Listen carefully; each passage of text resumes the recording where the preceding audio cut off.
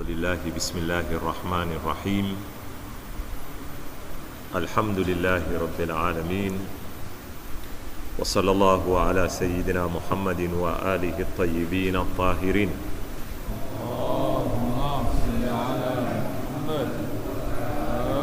يقول الله سبحانه وتعالى: وإن منكم إلا واردها كان على ربك حتما مقضيا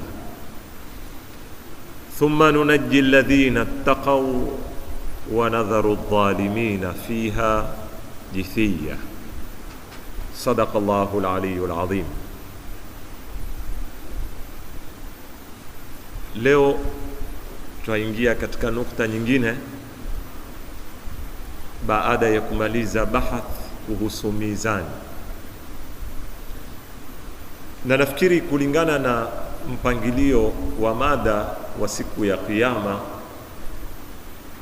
hii itakuwa ni nukta ya mwisho katika mihwar ya 4, ambayo mihwar ya 4 tulikuwa tuzungumza masala ya kufufuliwa na yatakaotokea kipindi hiko mpaka kufika kwenye pepo na moto, kiwemo ndani kukusanywa katika uwanda wa mahshar, masala ya hisabu, masala ya kutubul a'mal, masala ya mizan, masala ya shuhud, mashahidi, masala ya sirat. Haya yote takriban kwa ni nukta karibu 6. Leo tuimaliza nukta ya 6. Tukimaliza sirat, tuingia sasa katika mihwar ya mwisho ambayo ni kuzungumzia kuhusu aljannatu wan nar. Sirat nafikiri si neno geni kwa kila Muislamu. Alikariri katika aya kadha wa kadha katika Qur'ani, na pia ni iman iliyo thabit na iliyo wazi kwamba siku ya Kiyama kuna kitu cha itwa sirat. Hata katika maneno tunayoyanena katika talqin tunanena wa anna alqabra haq wa anna alba'tha haq wa anna almizana haq wa anna as-sirata haq. Na maana ya kunena as-siratu haq au almizanu haq ni kwamba wewe wahakikisha kwamba imani ya kuamini mambo haya ni imani ya kweli, yani waonesha itikadi yako iliyo thabit kuhusu mambo haya, kuhusu kaburi, kuhusu suala ya munkar na nakir, kuhusu kufufuliwa, kuhusu mizan, kuhusu sirat, hisab. Zote hizo unaponena haqun, yani ni zitu ambazo zimethubutu, hazina shaka. Kwa hivyo kwa msingi huu, kitu cha kwanza narudi tena kukariri, imani ya sirat ni katika imani thabiti za Muislamu ambazo hazina mjadala wala hazikanushiki, kwamba siku ya Kiyama kuna kitu chaitwa sirat. Ingawa kwaweza kuwa kuna mjadala katika kueleza maana ya sirat na sampuli ya sirat, kama vile tulivyokuwa na mjadala kuhusu mizan ikoje na zitapimwa sampuli gani zitu, lakini aslul i'tiqadi bil mizan wa aslul i'tiqadi bis sirat ni aslun thabitun, kama taabir nosema haq, haina shaka. Tukitaka kuzungumza masala ya sirat, itatubidi tupitie nukta kadhaa, nafikiri karibu 5 kama sikukosea. Kwanza tuzungumze sirat inamaanisha nini katika lugha, sababu maana ya kilugha itachangia katika kutufahamisha baadaye nini kinachokusudiwa. Pili, nukta ya pili tuzungumze as-siratu fil Qur'an. Nukta ya kwanza tunaweza kuiita ni as-siratu fil lugha, pili as-siratu fil Qur'an, tatu ni as-siratu fil riwayat. Hadithi zasemaje? Qur'ani mwanzo yasemaje kuhusu sirati? Hadithi zasemaje kuhusu sirati? Kisha 4, as-siratu fi kalimati al-ulama, maulamai wazungumza nini kuhusu sirat. 5, tuzungumzie awsafu sirat. Hii sirat ya siku ya kiyama ina sifa zake zimetajwa takriban sifa 3 ama 4 ambazo ni za kimsingi katika kuzieleza. Mwisho ikiwa ni nukta ya kumalizia, nimeiita ni hikmatul murur, kama tutakavyokuona kwamba watu wote watapita motoni. Hii ni nukta hasasi, yani watu wote watapita motoni. Hakuna atakayekwenda kwenye pepo bila ya kupita kwenye moto. Kwa lugha nyingine, barabara ya peponi ni moto. Barabara ya peponi yapitia kwenye moto. Sasa nitakuja kueleza maana ya hii, lakini nukta ya mwisho itakuja kuulizwa suala, pana hikma gani iwe watu wote watapita kwenye moto, kisha wa motoni wabaki motoni, wa peponi wende peponi? Ni nini kinachokusudiwa? Tukija katika nukta ya kwanza, as-siratu fi lugha, narudi kwa yule mwanachuoni wetu maarufu nilowaelezea mara nyingi, anaoitwa Ar-Raghibul Isfahani, katika kitabu chake Mufradatu al-Qur'an al-Karim. Huyo aeleza neno sirat, at-tariq al-mustashal, tariqi ambayo ni nyepesi, si ndia peke yake. Wengine wameifasiri sirat kwa maana ya tariq peke yake, yeye asema la, sirat si tariq bal ni at-tariqul mustashal. Leo tawapa mfano wa maneno haya. Mtu akija Lamu mgeni, mwanzo kuingia, akiwa ameshuka hoteli, utamuona yeye endapo kitu cha kwanza ukimbilia barabara ya wapi? Ya Langoni. Akitoka aweza kutoka Mtamwini ataka kuya Swafaa, kuna shortcut hapa ya kupanda water supply, ashuke wapi? Lakini atateremka mpaka Mkunguni, afuate barabara aje mpaka Ibn Sina chemistry, akone inaoamkuliwa Galogalo Road, ingawa sioni sababu ya kuamkuliwa Galogalo Road, ile ni usita wa Kamba ama Mabatini sijui. Akone aje mpaka Laini, aingie Swafaa. Atakwambia hii ndio ndia rahisi, haipotezi, yani wewe ni kushika nini moja kwa moja. Ile tunaweza kuita ni at-tariqul mustashal. Kuna na tariqi yaweza kuwa ni tariq saab, sharti ule azijuao zile shortcut na namna ya kuingia zitotoroni na nini. Kwa hivyo as-siratu katika lugha inakuja kwa maana ya at-tariq al-mustashal. Haya ni maneno amenena Raghibul Isfahani. Maulamai wengine kama Sheikh Jaafar Subhani na kama Sheikh Makarim Shirazi wasema pia neno sirat katika lugha ya Kiarabu lina maana ya pili. Hawajapinga ile ya kwanza, wasema moja ni tariq, lakini pia neno sirat linatumika mara nyingine kwa maana ya aljisr. Aljisru alladhi yusilu baina dhaffatayn nahar, bridge inaunganisha pande mbili za mto ama bahari, kama hapa na Manda, ukingoni pale pwani na ukingo wa Manda. Pindi unapoweka bridge ikaunganisha baina ya upande huu na upande ule, bridge ile pia inaweza kuitwa nini? Sirat katika lugha ya Kiarabu. Hii inao maana, na maana hii ya pili ndio imekaribia zaidi sirati ya siku ya Kiyama, kama tutakapokuja kuona. Sirati ya siku ya Kiyama haikusudiwi barabara kama anavyosema Ar-Raghibul Isfahani kwamba ni at-tariqul mustashal, la, bali sirati ya siku ya Kiyama yafanana zaidi na nini? Na bridge. Na kama sitaki kuyatangulia mambo, kama ni fikra yangu, naweza kuwa ni sawa au si sawa, kana kwamba kutoka kwenye sehemu ya kuhesabiwa.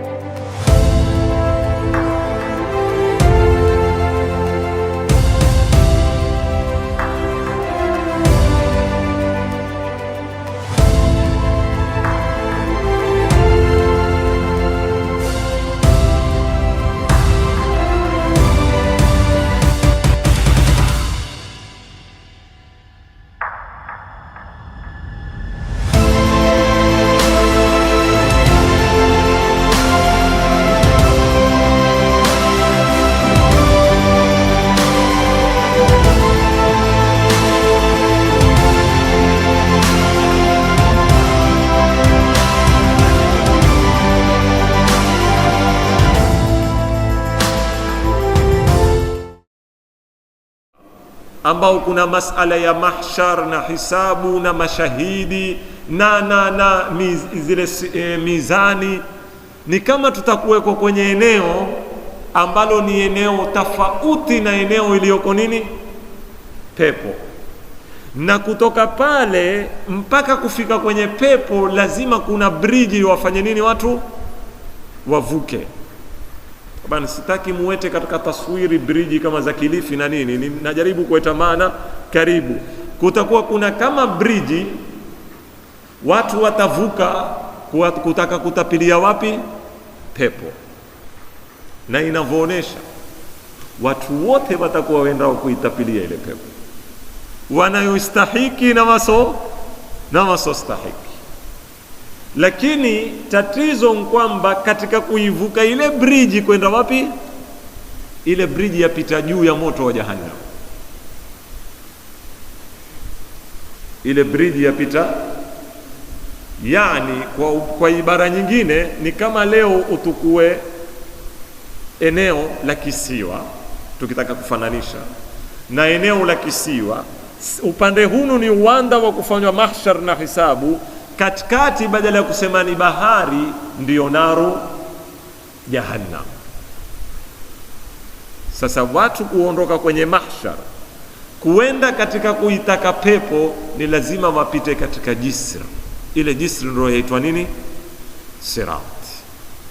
Lakini tusiyafanyie haraka mambo haya, kuna rai nyingi tutakuja kuzijadili, lakini nataka tu kwanza mujenge hii fikra kwamba sirati katika lugha ima huja kwa maana ya at-tariqul mustashal au huja kwa maana ya al-jisru alladhi yarbutu au yusilu baina dhaffatayn nahar, bridge inaunganisha pande mbili za mto.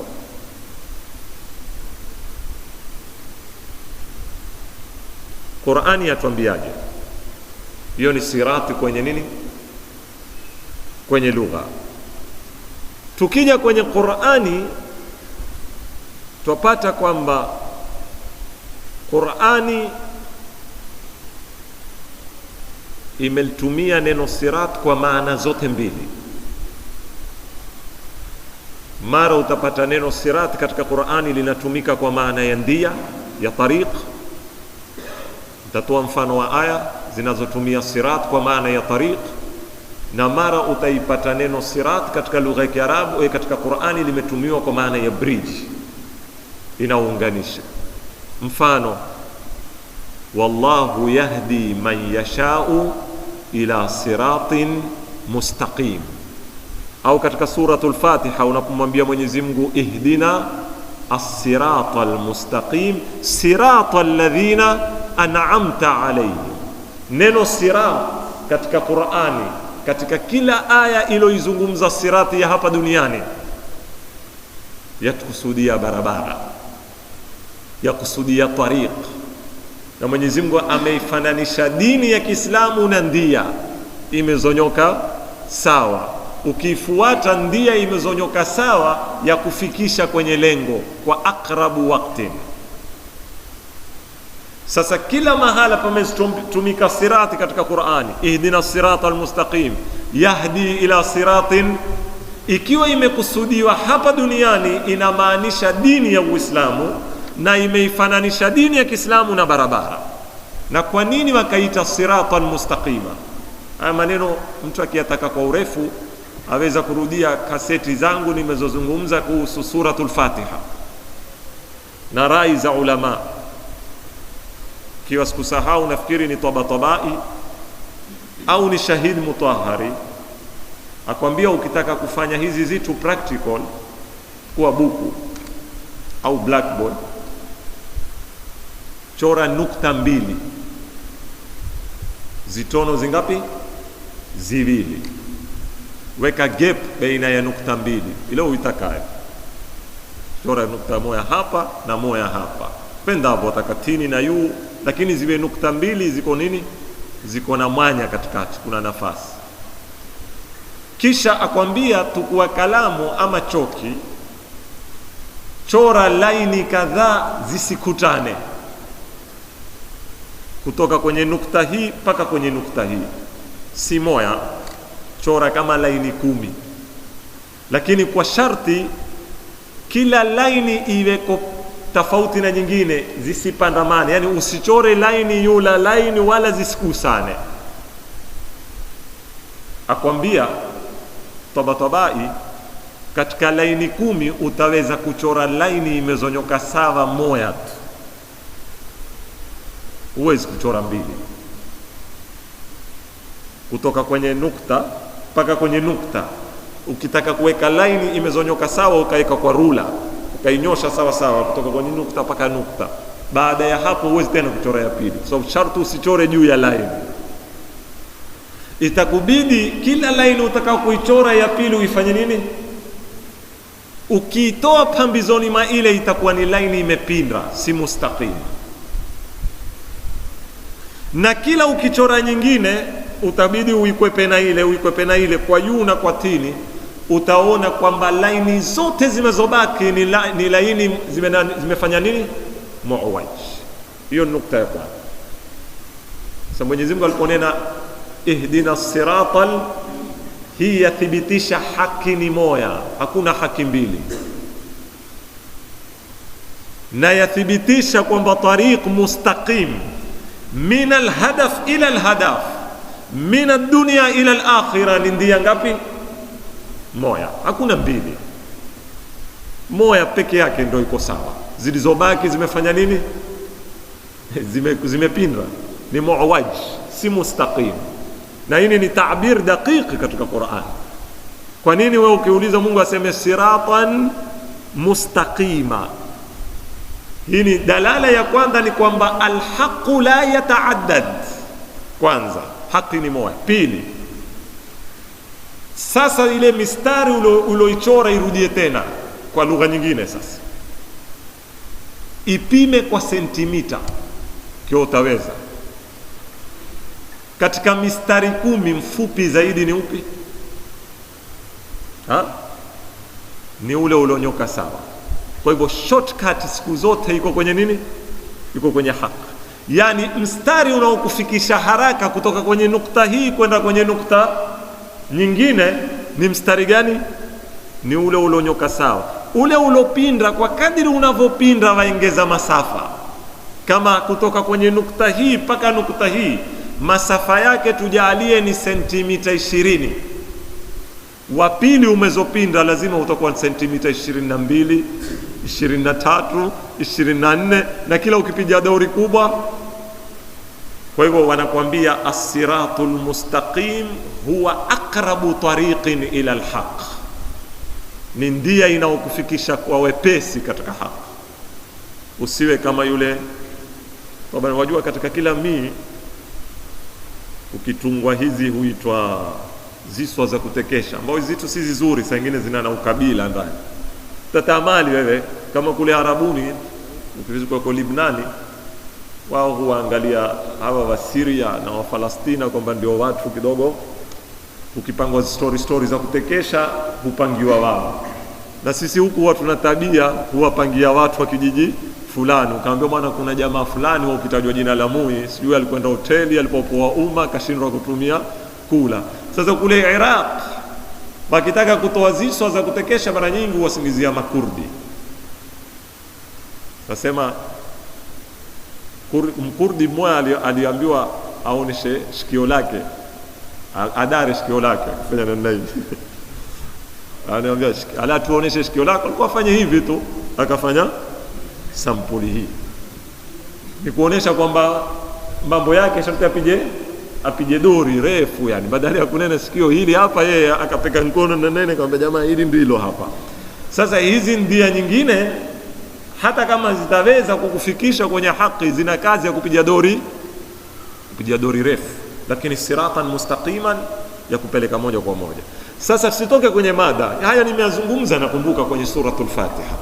Almuhim katika Qur'ani hizi aya, mfano wallahu yahdi man yashau ila siratin mustaqim au ihdina siratal mustaqim, sirata pia inakusudiwa at-tariq, na Mwenyezi Mungu ameifananisha dini ya Kiislamu na tariq. Na kwa nini? Kwa hayo nilowaambia, ndio mstari ambao ni mmoja, haukubali miwili. Pili, inna dina inda Allahil Islam wa man yabtaghi ghayra al-islami dinan falan yuqbala min, dia nyingine haikubaliwi.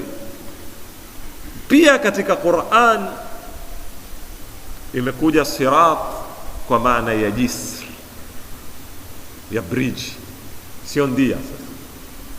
Na hii ni sirati ikizungumzwa kiyama, takuja kutoka kwa al-Imam Sadiq kama sikukosea, nafikiri ni al-Mufaddal ibn Umar.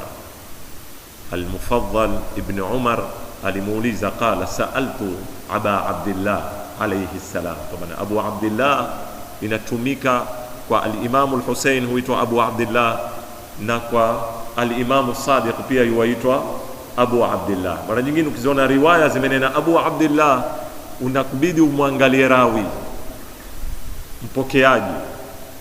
Tabani nataka kujua ilmu rijali kidogo. Wale wapokeaji ukiwaona utawajua hawa watu wa wanafunzi wa Imam Sadiq, hawa wanafunzi wa al-Imam al-Hussein. Al-Mufaddal ni mwanafunzi wa Imam Sadiq.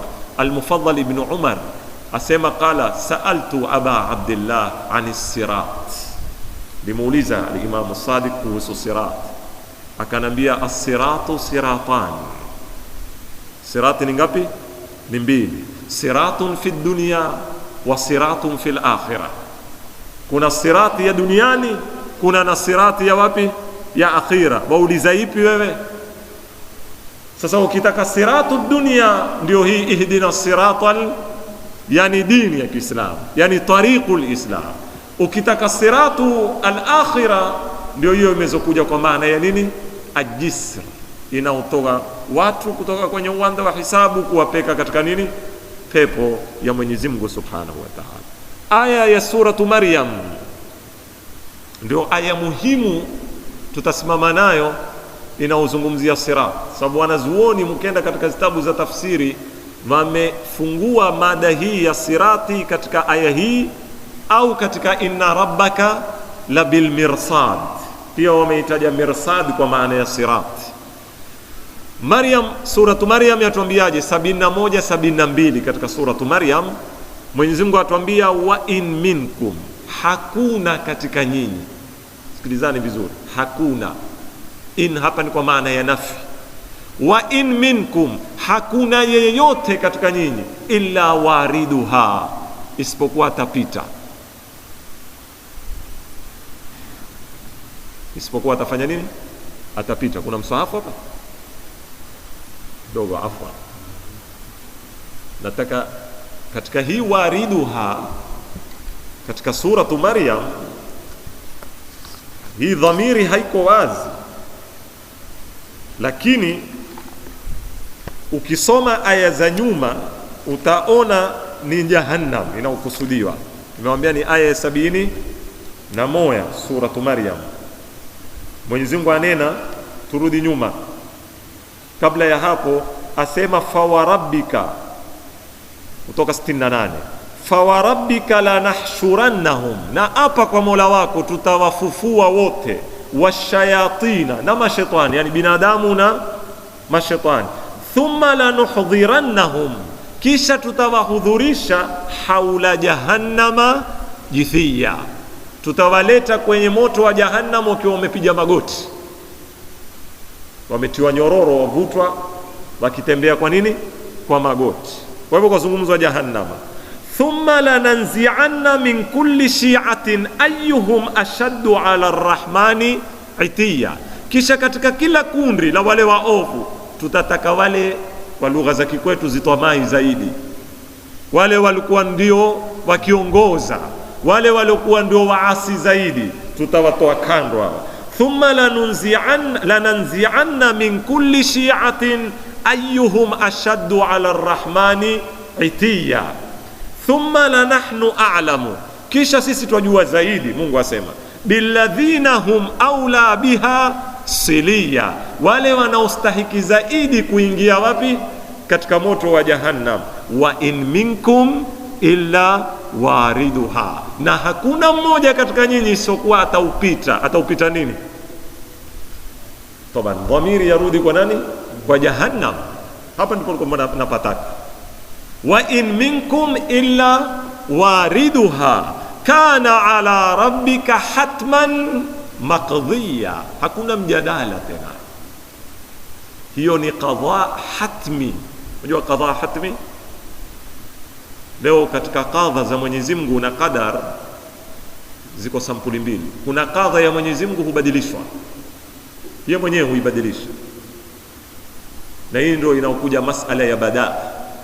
Ni bahthi ndefu, sitaki kuingia, na ndio ile mnaomuomba katika mwezi wa Shaaban, kumwambia Allahumma in kunta katabtani indaka shaqiyan au mahruman au kadha, kwa umeniandika muovu nifuta uniandike mwema. Yamhu Allahu ma yasha wa yuthbit.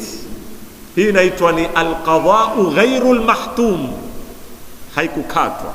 Kuna na qadha mahtum, hakuna mabadiliko, hakuna toba, hakuna shafaa, hakuna chochote. Hii inaitwa ni qadhaan mahtuma. Mwenyezi Mungu anena hili la kupita kwenye moto wa jahannam nyute, kana ala rabbika hatman maqdiya. Hiyo ni katika qadha hatmi, hakuna mjadala. Lakini kisha endelea nena thumma nunajji alladhina ittaqaw, tutawaokoa wataupita moto wa jahannam, lakini kisha tutawafanya nini? Tutawatunda wale ambao kwamba walimcha Mola wao. Wanadharu dhalimina fiha jithiya, ama madhalimu tutawata hapo ndani. Yani mfano ni kwamba sisi tunataka kuvuka kwenda kutoka Manda kwenda kutoka Amu kwenda wapi? Hakuna ndia, lazima tuingie kwenye nini? Kwenye bahari, tuipande ile bahari. Sasa ikiwa utaipanda kwa boti ya dakika 10 itakuja hapo, ndio utasikia kuna watu watapita kwenye sirati kasuratil barq, kama ile pepe tu papa ashapita. Au ni wale wenye uwezo wa kutukua racing, sawa? Mpaka hapo atakuja pale na racing yake, akipiga moto dakika, nafikiri dakika moja nyingi hapa na maana ashapita. Kuna na wale watakaokuja wana uwezo wa shilingi 100 yao, wataingia kwenye dugu watatukua dakika ngapi? 10. Kuna na wale anena, kuna watu watapita kasuratil barq, riwaya hizi takuja kuwasomea. Kuna watu watapita kasurati adwil faras, mbio za farasi. Kuna watu watapita kasuratil mashi, kwenda kwa maguu. Kuna watu watapita kasuratil habwi. Habwi ni ule mtoto mdogo akitambaa huambiwa haba, ule anayekwenda kwa matumbo na mikono. Kuna watu watapita kasurati zahf. Zahfi ni kama chua, ni wale wanyama wanauruka, ile ndio huambiwa ni zahaf. Ama ule kunguru sio huitwa nani ule ambao maguu yake ya mbele ni matoto ya nyuma, ule akaenda huruka, ile huambiwa wale ni zahaf, zahawi au sungura mfano, ni wakupiga mitutu kuruka. Hizi ziko riwayat, lakini watapita wote, watapita. Wa in minkum illa wariduha kana ala rabbika hatman maqdiya thumma nunajji alladhina ittaqaw wa nadharu adh-dhalimina fiha jithiya. Sasa hii aya imeleta mjadala mrefu sana. Nafikiri hatuwezi kwenda mbele leo, tutasimama hapa sababu hii ni nukta ya pili tu. Tuko katika as-siratu fil Qur'an, kabla hatujaenda kwenye riwayat na fi kalimati ulama, sifa za sirati, hikma ya kupita kwenye moto itakuja baadaye. Hapa wa in minkum illa wariduha, kuna zitu zitatu. Tukiweza kuzijibu zitu hizi tatu, ndio tutaweza kutoka na fikra madhubuti kuhusu hii aya. Kuna warid, kuna maurud, kuna na urudi. Kwa lugha ya Kiswahili nyepesi, kuna mwenye kupita, kuna na chenye kupitwa, kuna na maana ya kupita. Warid, anayepita ni nani, ambao aya tuambia nyote mtapita. Maurud, twapita kwenye nini? Nimekwambia dhamiri yarudi wapi? Kwenye jahannam. Kwa hivyo watu wote, suala ya kwanza, manil warid? Kullul bashar, paka mitumi wote watapita. Watapita, kinachopitiwa ni nini? Jahannam. Suala, vipi watapita? Alwurud. Sasa hapa tuende katika lugha kidogo kuhusu neno warada. Neno warada katika lugha ya Kiarabu linatumiwa kuja kwenye kitu mpaka ukaingia ndani. Nawapa mifano. Na mara nyingine hutumiwa kuja kwenye kitu mpaka ukakikurubia usiingie ndani. Kwa lugha ya Kiarabu, alwurudu fi lugha kad yati bimaana ad-dukhul wa kad yati bimaana al-iqtirabi wal-ishraf. Huja kwa maana ya kwenda kwenye kitu mpaka ukaingia. Unaposema ng'ombe, waradatil baqaratul maa, inatumika urud. Waradatil baqaratul maa, ng'ombe wamekuja kwenye maji wakanwa. Ng'ombe hawanwi maji mpaka waingie ndani, hata kama ni miguu yake ya mbele atatia, na kama hakutia miguu lakini mdomo atafanya nini? Atauingiza. Kwa hivyo urud hapa inastabtin maana ya dukhul, kwamba alwarid yadkhulu fil mawrud. Mawrud ni mai, warid ni ng'ombe. Urudi hapa imemaanisha mpaka aweze kufaidika afanye nini? Aingie ndani. Na hii imekuja kwenye Qur'an. Mfano, urudi kwa maana ya kuingia. Firaun katika suratu Hud aya 98, Mwenyezi Mungu Subhanahu wa Ta'ala atuambia kuhusu Firaun, siku ya kiyama atafufuliwa yeye na wale watu wake walokimuunga mkono, wale jeshi lake lililogharikishwa pamoja na Hamana na nani, asema yakdumu qaumahu, watakuwa kama zefe. Sila minna thumma lananzi'anna minhum, kila ule ashaddu ala arrahmani itiya. Sasa Firauni atakuwa ukombe huongoza zafa zake, sababu kila mtu siku ya kiyama atafufuliwa na imamu wake. Sasa ikiwa alikuwa ni imamu wa kupeka huko kupeka huko, sasa Firauni atakuwa ni imamu wa kundi lake. Sasa asema Mwenyezi Mungu asema yakdumu, atakalia mbele. Yakdumu qaumahu, ataketi mbele kwa kaumu zake akiwaongoza. Yaumal qiyama, siku ya kiyama. Fa awradahumun nar, mahalu shahidi ni hapo. Fa awrada, ndio hiyo neno awrada limekuja ni maana ya urud. Fa awradahumun nar wa bi'sal wirdul mawrud. Hapa imekusudiwa ad-dukhul, kwamba Firauni na kundi lake atakuwa akiliongoza, atakuja nalo mpaka atalitia wapi? Watakuja kuutungia tu moto, kama ndio kuangalia kupamba, ama wataingia ndani. Bila shaka wataingia kwa maana ya dukhul. Hiyo ni aya ya kwanza. Aya ya pili imezotumia urud kwa maana ya dukhul, kuingia. Suratul Anbiya 98-99, Mwenyezi Mungu atuambia innakum, awaabudu wale awakhutubu mushrikin, wanaoabudu masanamu. Awaambia innakum, hakika yenu nyinyi, wama ta'buduna, na zile munazoziabudu, min dunillahi, asokuwa Mwenyezi Mungu, husbu jahannam, mtakuwa ni kuni za nini? Za moto. Antum laha waridun, nyinyi kwenye hono moto mtafanya nini? Mutaingia, yani dakhilun. mutaingia.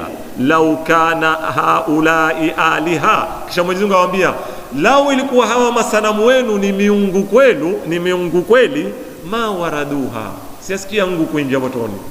Mwenyezi Mungu awaambia ikiwa masanamu wenu pia wameingia wapi? Motoni. Hii ni dalili kwamba hawa si nani? Si miungu. Tusipoteane, ma waraduha yani ma dakhaluha, hawangeingia motoni. Wa kullum fiha khalidun. Sasa hii ni maana ya kwanza. Sasa ikiwa maana ni hii, turudi kwenye aya yetu, wa in minkum, hatuifasiri wa in minkum illa dakhiluha. Hakuna hata mmoja ambaye hatoingia kwenye moto wa Jahannam. Iko rai hiyo, iko, nitakuja kwenye maneno ya wanazuoni. Iko rai tena ya kundi kubwa, si toto la wanazuoni, wanena watu wote wataingia motoni mwanzo, wote. Na wana riwaya wameipokea kutoka kwa Jabir ibn Abdullah al-Ansari akimpokea Mtume Muhammad sallallahu alaihi wa sallam, kama tutakavyokuja kuisoma as-siratu fi riwayat, akithibitisha Mtume kwamba watu wote wataingia motoni, watu wote. Kisha kutatolewa wale wema wapekwe peponi, wale wabaya wawati. Sasa hiyo ni tafsiri, tukue ni rai ya mwisho kwanza, tuziweke zitu tujue ya meza. Kwa hivyo wa in minkum illa wariduha, tafsiri ya kwanza ya urud inamaanisha nini? Dukhul. Tafsiri ya pili ya neno la, neno urudi pia katika lugha hufasiriwa kwa mtu amezokijia kitu mpaka karibu lakini hakuingia ndani, na pia limetumika kwenye Qur'ani. Mahala pa kwanza nenda kwa suratu Yusuf aya ya 19, yatuambia wajaat sayyaratun fa arsalu waridahum fa adla dalwahu qala ya bushra hadha ghulam. Asema wale msafara uliopita wakati Nabii Allah Yusuf ametiwa kisimani, kuna msafara ulikuja, ule msafara ulihitajia maji, ukaona kuna alama za ndege, wakamtuma mtekaji maji wao ambaye ameitwa kwa neno la nini? La warid. Huyu warid anakusudiwa hapa ni saqi, mtekaji maji. Ende kwenye kisima afanye nini? Ateke maji. Yule alipokwenda kuteka maji kwenye kisima, ameingia ndani? Aliingia? Alifanyaje? Aliingiza nini? Lakini kuingiza dosi ilimbidi awe karibu na kisima.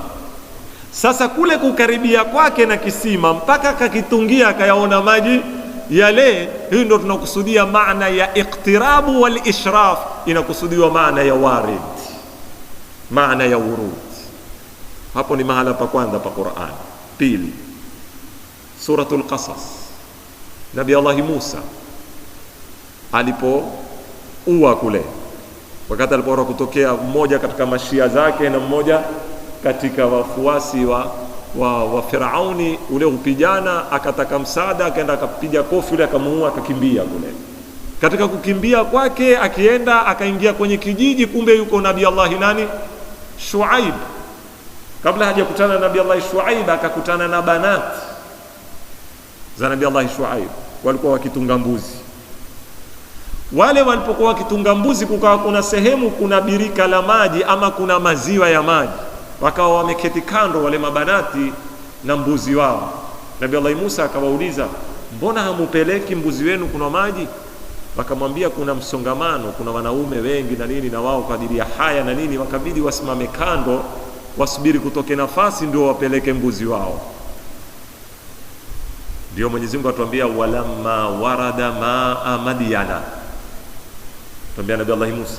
Nabii Allah Musa alikuwa yeye jukumu la kwenda kuwapa maji wale mbuzi, kisha mpaka mwisho akaajiriwa kazi kwa Nabii Allah Shuaib, akawatunga mbuzi.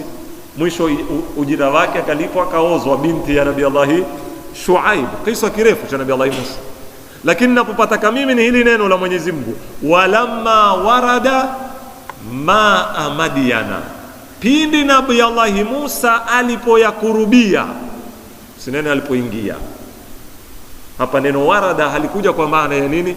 ya dakhala, waila hakuingia ndani ya maji, aliwapeleka mbuzi tu wakanwa maji. Walamma warada ay walamma qtaraba wastashrafa maa Madyana. Kwa hivyo neno urud hapa limekuja kwa maana ya iqtira. Kwa tafsiri hii turudi kwenye aya ile. Tafsiri ya kwanza, wa in minkum illa wariduha, hakuna sirati, haina sirati. Ni kwamba kimalizika hisabu mwanzo watu wote watatiwa wapi? Motoni, kisha baadaye watatolewa wema upeke wapi? Lakini hii tafsiri ya pili sasa ndio inaoingiza sirati, ni kwa maana kila mmoja ataupita moto wa Jahannam, wa yaktaribu minha, lakini la yadkhulu, haingii ndani. Na hapa ndipo inapokuja tafsiri wanaposema sirati ni jisri, ni briji iliyotandikwa juu ya moto wa nini? Wa Jahannam, inaukuvusha upande wa pili kuna pepo. Sasa watu wote watapita kwenye briji hii, na katika kupita kwenye briji hii wote watakuwa karibu na nini? Na moto wa Jahannam. Wa in minkum illa wariduha kana ala rabbika hatman maqdiya. At-Tabatabai rahmatullahi ta'ala alayhi asema katika tafsiri hizi mbili, walhaqu, na wanukulia maneno yake, walhaqu anna alwuruda la yadullu ala azyada min alhudhuri walishraf. Asema katika hii aya neno urud linamaanisha kukurubia na kukitungia kitu ukakiona kile, kama unavyotungia mai kisimani ukayaona yale, lakini hukuyaingia ndani. Na kwa msingi huu tutaweza kusema aya hii yazungumza masala ya sirat, na kwa msingi huu tutaweza kusema aya hii yatuonesha sirat kwa maana si tariq, bali ni maana ya nini? Ya jisr, ya bridge. As-siratu fi riwayat, tani wasomee hizi hadithi. Ilikuwa nataka nikome hapa, lakini si kazi ndefu katika hadithi, kusanyia hadithi kama tatu tu. Ani al-Imam al-Baqir alayhi salam. Imam al-Baqir aliulizwa afasiri hii aya ya Mwenyezi Mungu inaonena wajia yawma idhin bi jahannam yawma idhin yatadhakkaru al-insanu wa anna lahu adh-dhikra. Aliomba Imam Baqir kwamba Maulana alatufasirie na sisi maana hii ya aya hii, maana ya kwamba siku hiyo moto wa Jahannam utaetwa nini? Moto wa Jahannam utaetwa. Kwani ni kiumbe? Wajua unaposema moto utaetwa kama ni ng'ombe utiziwe maturura, ametundwa ameetwa mpaka hapa. Sasa aya yazungumza moto wa Jahannam kama ni kitu cha tembea na kitatukuliwa kifanywe nini? Kietwe. Wajia yawma idhin bi jahannam, baada ya kuetwa Jahannam jamaa wakaiona ile, ndio aya tuambia yawma idhin yatadhakkaru al-insan wa anna lahu dhikra. Siku hiyo ndo mwanadamu ataedheka, anene late niliswali, late nilikuwa kadha, late nilikuwa kadha, lakini wa anna lahu dhikra, ifalie nini? Ambiwa Imam Baqir, hebu tufasirie na sisi hii. Imam Baqir akasema, mimi nitawapa hadithi ya Mtume sallallahu alaihi wasallam alivyoifasiri hii. Akanena qala, vile mlivyoniuliza mimi, suila Rasulullah sallallahu alaihi wa alihi wasallam, Mtume sallallahu alaihi wasallam aliulizwa hivyo hivyo.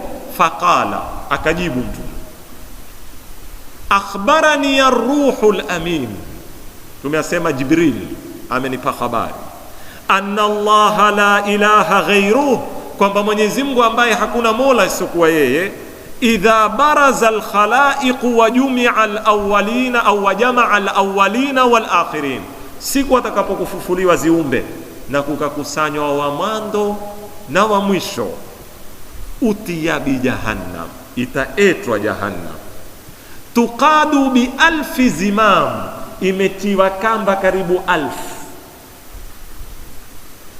Kama leo kuna jiwe kubwa pale katikati uwandani, tutataka kuliondosha, tutalifanya nini? Tutalifunga kamba. Kama si zito sana, tutalifunga kamba moja. Kama ni zito, litabidi lifungwe kamba ngapi? 2, 3. Kisha kila kamba kushika watu 10 ndio tulivute tupate kulifanya nini? Sasa Mtume anatuambia itakuwa ina alfu zimam, ina kamba karibu alfu. yaquduha, na katika kila kamba ushishie malaika 1000 malak, malaika 1000. Toba ni zito kuzitasawar, lakini mkirudi katika nadharia ya tajassumul a'mal ni kwamba siku ya kiyama moto wa jahannam utadhihiri kama kiumbe na utakuwa wapelekwa, na nitakuja kuuliza kuzungumza maneno haya baadaye. Mimi pepo na moto shaumbwa ama hazijaumbwa, na ikiwa zimeshaumbwa ziko wapi, na ikiwa hazijaumbwa zitaumbwa wapi? Haya yatakuja kujibu maswala haya mengine. Yaquduha 1000 malak, tena malaika wametabuliwa wale watu wa kisasa sawa. Kama wewe leo utakwenda kuambia nataka watu wenye afya zao kudondosha le jiwe, anena minal ghiladhi ashidadi, wale malaika wenye hasira, malaika wenye nguvu. Moto utakapokuwa waletwa sasa umetokea, Mtume asema akimpokea Jibrili, laha hidda wa ghadabun wa zafirun wa shahiq. Kwenye suratul Mulk anena hatta idha sami'u laha shahiqan wa hiya tafur. Ushawahi kusikia chungu kikitokota motoni? Moto ukiwa umepanda sana kwa tokota kisawasawa, so utasikia mlio wa kutokota, kama ule ni mdogo sana. Wakati malaika watakapokuwa waja nao ule moto wa jahannam, Mtume asema watausikia mkoromo wake, mgongo, hidda wa ghadhabun, na una hasira, wa zafirun wa shahiq. Zote hizi ni aina za sauti. Leo kusomeshwa insha siku wapi, siku kuna ile dugubu, siku kuna na nini, sio ukiambiwa mwalimu kuna ile kuna mlio wa kuanguka tupa, sio wajibu. Sasa hizi ni milio hii, sami'u laha hidda wa ghadabun wa zafirun wa shahiq, ila an qala. Tuifupisha hadithi, Mtume mwisho akasema thumma yudha, shakuwetu wale moto wa jahannam. Sikilizani vizuri, thumma yudha alaiha sirat, kisha baada ya kuwetwa moto wa jahannam ndio kutatundwa bridge ifanywe nini, iwekwe juu yake. Hiyo sirat itatandikwa yula moto wa jahannam. Kama kutoka kuna mainjinia hapo ni mafundi wa haraka wa kujenga nini, bridge. Thumma yudha alaiha as-sirat adaqu min ash-sha'ra wa ahaddu min as-sayf. Sirati yenyewe itakuwa nyembamba kuliko unyee. Takuja kuzijadili kwenye sifa za sirat. Unyeo unaoposhika wembamba wake, ndipo mahala wanapotarajia watu kufanya nini, kupita. Adaqu minash-sha'ra, nyembamba kuliko nyee, wa ahaddu minas-sayf, na ina makali kushinda upanga, kanyaga ya kukata maguu. Sasa ukisoma hadithi hii yaja moja kwa moja kwenye nadharia kwamba sirati ni nini, ni jisri hii itapita wapi? Juu ya jahannam, sio iko wazi?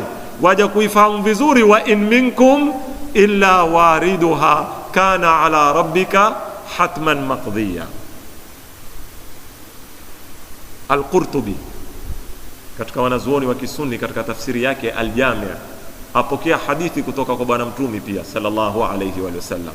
Mtume aliulizwa nini maana ya wariduha, wa in minkum illa wariduha. Kaulizwa ya Rasulullah, ma maana alwurud? Akajibu akanena alwurudu almamarru ala sirat.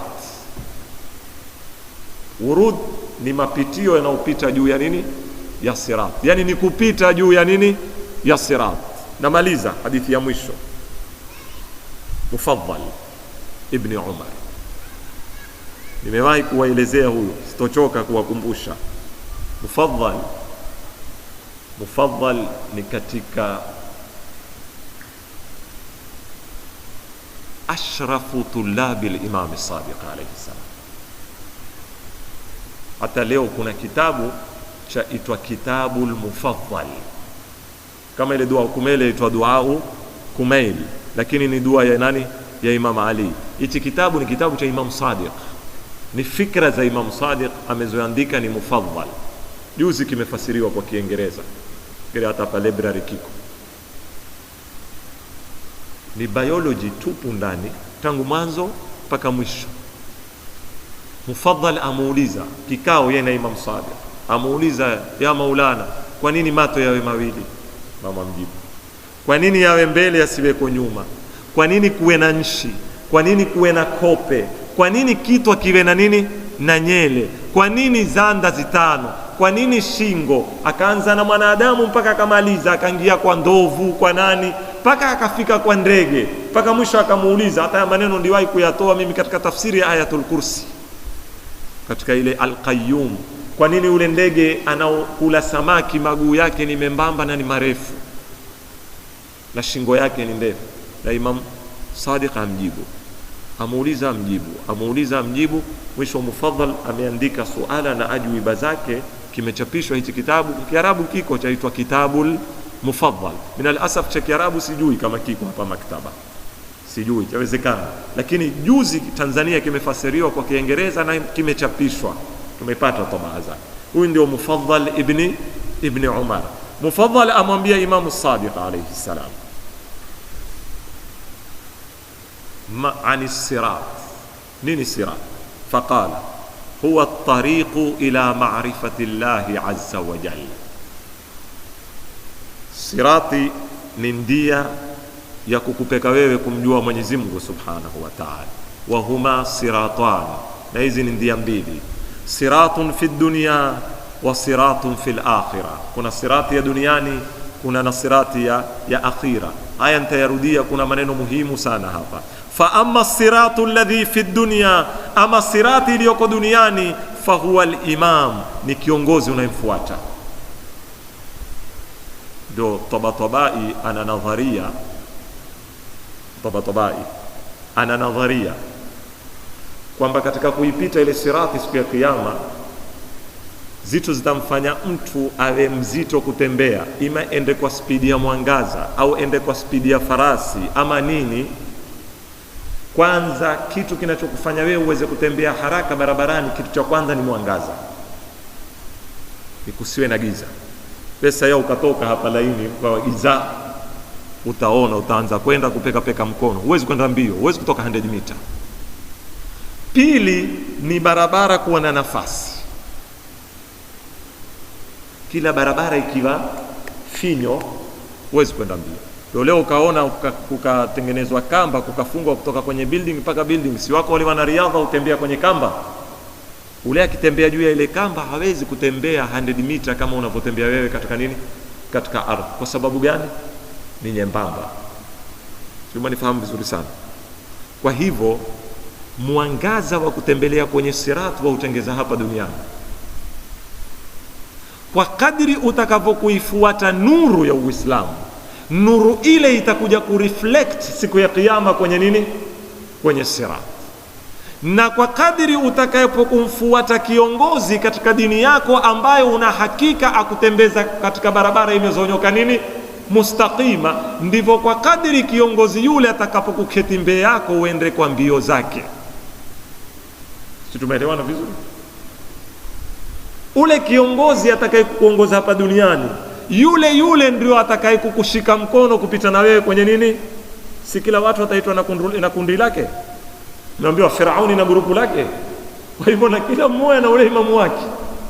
Sasa ikiwa imamu wake chombo chake hutembea vizuri, ana mwangaza wa kutosha, ndio wale tuambiwa nuruhum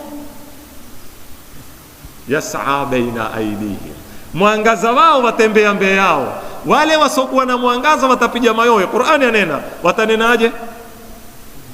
Wataambia tungojeni jamanini, undhuruna naktabis min nurikum. Wataambia ngojani jamanini na sisi tupate kufuata hiyo tochi huko mbele. Wataambiwa rudini duniani mkatengeneze nini, mwangaza wenu. Wanaelewa vizuri mpaka hapo? Kwa hivyo adaku minash'ar sirat, lakini waweza kuifanya mita 6 ukitaka, utaifanya hapa duniani. Kwa kadri utakapokutenda wema, kwa kadri utakapokutengeneza mwangaza, ndivyo kwa kadri utaifanya barabara yako siku ya Kiyama iwe ya lami, iwe ya mashimo, iwe ya nini. Ndio hiyo anakuambia as-siratu siratan, siratun fi dunya, fa amma as-siratu alladhi fi dunya fa huwa al-imamu al-mafrudhu ta'a, ni kiongozi ambao wewe unamtii. man arafahu fi dunya, kiwa wamjua vizuri duniani, una hakika naye katika kumfuata, waqtada bihudahu, na ukafuata muongozi wake, marra ala sirat, atapita siku ya kiyama kwenye sirat, alladhi huwa jisru jahannama fil akhirah, wa atapita kwa rahisi sana. Wa man lam ya'rifuhu fi dunya, ikiwa sirati yako duniani iko kwenye matatizo, zallat qadamuhu, na siku ya kiyama nyayo haziwezi kutembea, anisirati fil akhirah, wa taradda fi jahannam. Kwa hivyo kiitukua riwaya hii pia ya kuonesha wazi kwamba sirati ni nini?